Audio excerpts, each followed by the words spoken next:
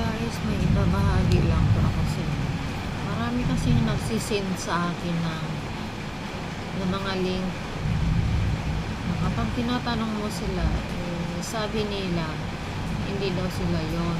Pero ito guys, madidelete po yan.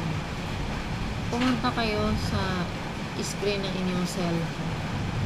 I-click ang Google Chrome. Tapos, i-click ninyo ang 3 dot. Tapos, scroll down, i-click ang settings. And then, scroll down ulit, i-click ang site settings. Then, scroll down, sa pinakababa, makikita ninyo ang Data Store. I-click ninyo yan. Pagkatapos, ito ang inyong makikita.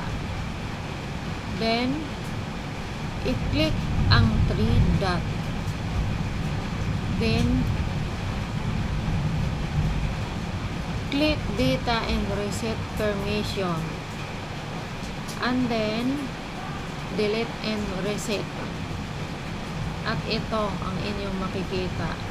Malinis na.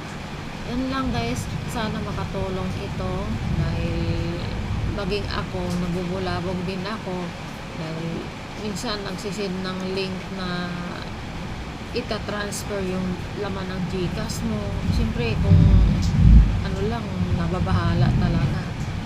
Nababahala rin ako sa mga ganun. Kaya sana guys makatulong ito. Yan lang po.